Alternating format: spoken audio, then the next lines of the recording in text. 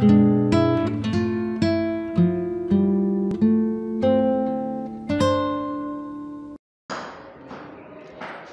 Students, अस्सलामु अलैकुम।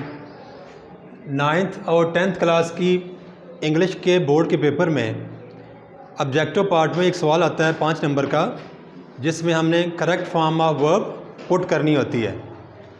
तो आज हम करेक्ट फॉर्म ऑफ वर्ब के ऐसे सेंटेंसेस करेंगे जो कि प्रीवियस बोर्ड पेपर्स में से सिलेक्ट किए गए हैं। तो ये एक तरह से यूँ ही समझ लें कि ये एक गेस्ट पेपर होगा। और करेक्ट फॉर्म ऑफ वर्ब के लेक्चर्स का आज वाला लेक्चर नंबर 4 है। Sentence number 1, she dash English now. हमारे पास ऑप्शंस हैं was speaking, speak, is speaking और स्पोक। अब इसमें देखते हैं कि कोई ऐसी निशानी हमें मिलती है जिससे हमें हेल्प मिले कि हमें कौन सी इसमें से फॉर्म पुट करनी है। तो यहाँ पर ये जो वर्ड है NOW, नाउ, ये एडवर्ब है और यही निशानी है। ऐसे इंग्लिश के फ़िक्रे करेक्ट फॉर्म वाले जिसमें नाउ का वर्ड आए, प्रेजेंटली का, एट प्रेजेंट का या एट द मोमेंट, तो इसका मतलब होता है ये निशानियाँ हैं। और ये हमें बताते हैं कि यहाँ पे 4th फॉर्म आएगी वर्ब की और उससे पहले इज़, एम या आर में से कोई एक हेल्पिंग वर्ब आएगा। तो यहाँ पे NOW आया हुआ है, तो यहाँ पर प्रेजेंट कंटिन्यूअस का स्ट्रक्चर लगेगा जो कि होता है इज़, एम या आर में से कोई एक हेल्पिंग वर्ब और उसके बाद 4th फॉर्म यानी ING वाली फॉर्म। तो यहाँ पर C वाला ऑप्शन है इज़ स्पीकिंग, तो यही वाला हमने सेलेक्ट करना है यहाँ पर। तो सेंटेंस बन जाएगा she is speaking English now. इस वक्त वो इंग्लिश में बातचीत कर रही है, इंग्लिश बोल रही है। Sentence number 2, he is dash back next week. Options हैं कमिंग, केम, कम्स और शैल कम। अब यहाँ पे देखिए नेक्स्ट वीक, अगला हफ्ता, ये फ्यूचर टाइम है, यानी ये काम जो है ना ये अभी फ्यूचर में होना है। तो फ्यूचर के जो सेंटेंसेस होते हैं उनको हम 2 तरह से बयान कर सकते हैं। एक तो विल शैल लगाकर और दूसरा is, am, are plus 4th form यानी ING वाली फॉर्म लगाकर भी फ्यूचर को इंडिकेट किया जा सकता है। तो यहाँ पर देखिए इज़ पहले ही आया हुआ है, ठीक है। यहाँ पे फ्यूचर टाइम का हमें हिंट मिला है, निशानी मिली है, और यहाँ पे इज़ लगा हुआ है। मतलब यहाँ पे हमने फ्यूचर टाइम को शो करने के लिए विल या शैल नहीं लगाना, क्योंकि विल शैल भी हेल्पिंग वर्ब है और इज़ भी हेल्पिंग वर्ब है। तो 2 हेल्पिंग वर्ब्स नहीं लगाने होते हमने। तो मतलब ये है कि यहाँ पे हमने इज़, एम, आर जमा 4th फॉर्म ING वाली फॉर्म वाला स्ट्रक्चर यूज़ करना है फ्यूचर को शो करने के लिए। तो इज़ तो हमारे पास पहले ही है, अब हमने सिर्फ 4th फॉर्म यानी ING वाली फॉर्म लेनी है, वो वहाँ यहाँ पे इंसर्ट कर देनी है, तो हमारा ये सेंटेंस कंप्लीट हो जाएगा। तो ING वाली फॉर्म ये है ए वाला option, he is coming back next week, वो अगले हफ्ते वापस आ रहा है। Sentence number 3, I dash this motor bike only a month ago. अब यहाँ पे देखिए ये वर्ड हमें मिला हुआ है अगो। ऐसे इंग्लिश के सेंटेंसेस जिनमें हमने करेक्ट फॉर्म लगानी हो और उसमें सेंटेंस के आखिर पर अगो का वर्ड आ जाए या यस्टरडे का वर्ड आ जाए, तो ये निशानी होती है कि वहाँ पे हमने वर्ब की 2nd फॉर्म लगानी होती है। तो यहाँ पे देखिए 2nd फॉर्म कौन सी है, बॉट, BUY बाय पहली फॉर्म है, जबकि BOUGHT बॉट और बॉट 2nd और 3rd फॉर्म है। तो यहाँ पे हम लगाएंगे बी वाला option, bought. I bought this motor bike only a month ago. मैंने ये मोटर बाइक 1 महीना पहले ली थी। Sentence number 4, she dash her work before the guests arrive. अब यहाँ पे देखिए फर्स्ट फॉर्म यहाँ पे इस्तेमाल हुई है और दरमियान में आया हुआ है बिफोर। ये एक लंबा फिक्र है जिसके दो पार्ट्स हैं, एक ये वाला पार्ट है और एक ये वाला पार्ट है, और दोनों को जोड़ा हुआ है बिफोर ने। तो अब देखिए लंबा फिक्रा हो जिसके दो पार्ट्स हों और उनके दरमियान क्या आया हुआ हो बिफोर, तो फिर आपने देखना है कि फॉर्म कौन सी इस्तेमाल हुई है। अगर तो फर्स्ट फॉर्म बिफोर वाला जो हिस्सा है बिफोर के बाद, अगर वहाँ पर फर्स्ट फॉर्म आई होगी तो दूसरी तरफ आपने लगाना होता है will have plus third form, will have plus. लेकिन बिफोर के बाद वाले हिस्से में वर्ब की सेकंड फॉर्म आई हो तो फिर आपने दूसरी तरफ लगाना होता है हैड प्लस थर्ड फॉर्म। तो यहाँ पे देखिए कि वही शर्त पूरी हो रही है, लंबा फिक्र है, दो पार्ट्स हैं, दरमियान में बिफोर आया हुआ है, और कौन सी फॉर्म यूज़ हुई है फर्स्ट फॉर्म। तो अब यहाँ पे हमें लगाना होगा will have plus third form, यानी सी वाला ऑप्शन हमारा यहाँ पे पुट होगा। She will have finished her work, वो अपना काम ख़त्म कर चुकी होगी बिफोर द गेस्ट्स अराइव, इससे पहले कि मेहमान आएँ। इसको बामावर हम यूँ करते हैं, मेहमानों के आने से पहले वो अपना काम ख़त्म कर चुकी होगी। तो ये आपने ये फार्मूला याद रखना है, तो आपको आसानी से ये हल कर सकते हैं। Sentence number 5, will you dash me if you are going to be late. हमारे पास ऑप्शंस हैं, इनफॉर्म्स, यानी ये फर्स्ट फॉर्म है उसके साथ ऐसे लगा हुआ है, इनफॉर्म्ड, इनफॉर्मिंग और इनफॉर्म। इसको हल करने के दो तरीके हैं। पहला तरीका कि ये जो सेंटेंस है ये टाइप 1 कंडीशनल है। कंडीशनल कहते हैं शर्तिया फ़िक्रे को, शर्तिया फ़िक्रों की टाइप 1 है। इसमें क्या होता है कि ये फ़िक्रे कंडीशनल जो हैं उनमें इफ़ का वर्ड आता है, इफ़ की क्लॉज जो है ना वो शर्त को ज़ाहिर करती है।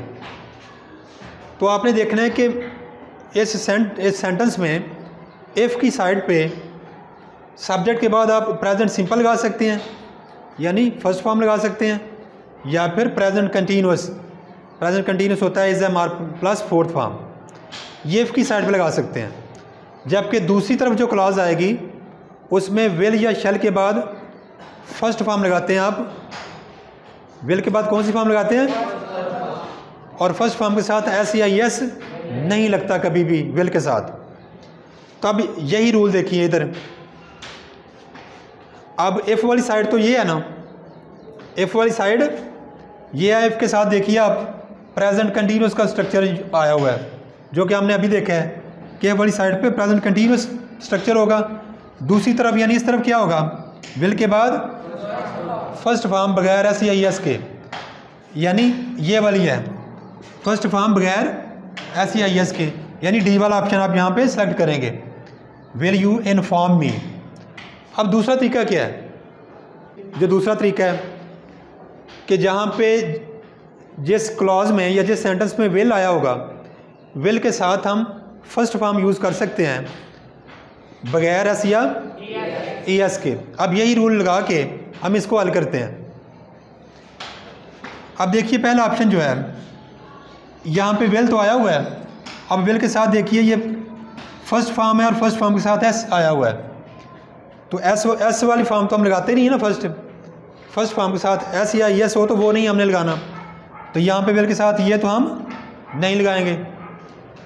अब ये देखिए इन्फॉर्म्ड, इन्फॉर्म की सेकंड और थर्ड फॉर्म दोनों इन्फॉर्म्ड है, तो विल के साथ हम ना तो सेकंड फॉर्म यूज़ कर सकते हैं ना ही थर्ड फॉर्म यूज़ कर सकते हैं, तो ये भी गया। अब ये इन्फॉर्म की चौथी फॉर्म है आईएनजी वाली फॉर्म, विल के साथ हम फोर्थ फॉर्म यूज़ नहीं कर सकते।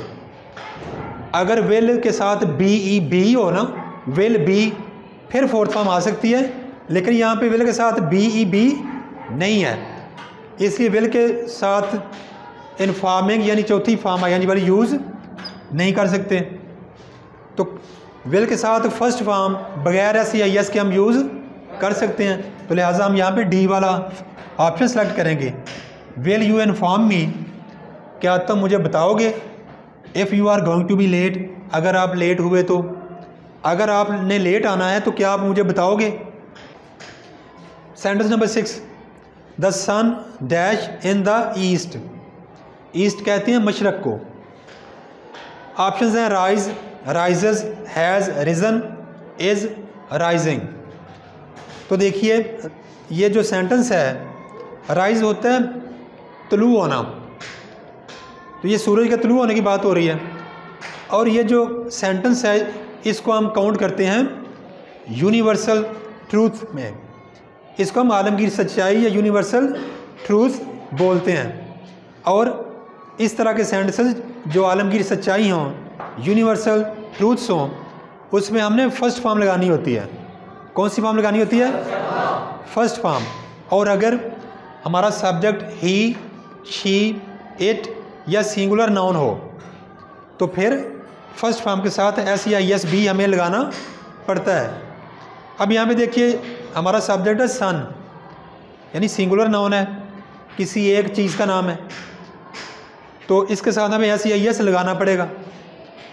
तो हमारी फर्स्ट फॉर्म है यहाँ पे राइज, RISE, तो इसके साथ एस लगा के हम यहाँ पे पुट करेंगे क्योंकि हमारा जो सब्जेक्ट है सिंगुलर नाउन है। तो यहाँ पे ऑप्शन सेलेक्ट करेंगे the sun rises in the east, सूरज मशरक़ से तुलू होता है या उभरता है, तो लिहाजा हमारा ऑप्शन यहाँ पे बी वाला ऑप्शन करेक्ट होगा। Sentence number 7, I dash you my bike if you like. Option है हमारे पास had given, give, will give और गिव्स।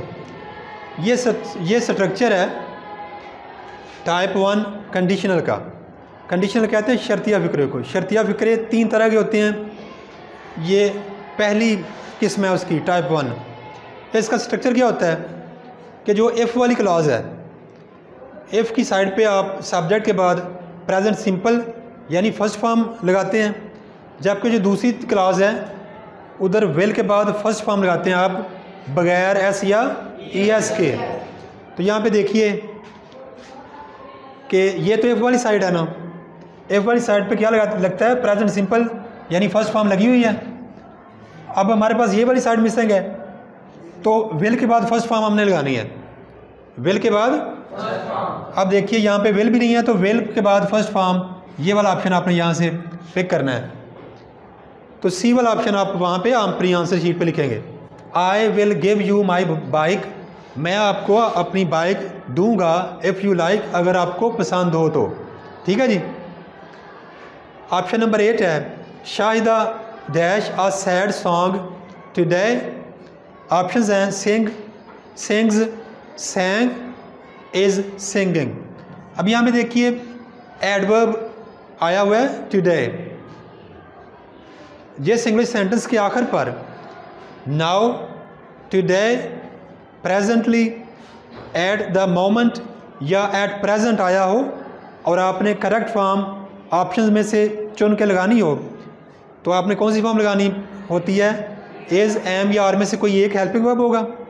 उसके बाद फोर्थ फॉर्म ING वाली, ये वाला स्ट्रक्चर पुट करना है आपने ऑप्शन में।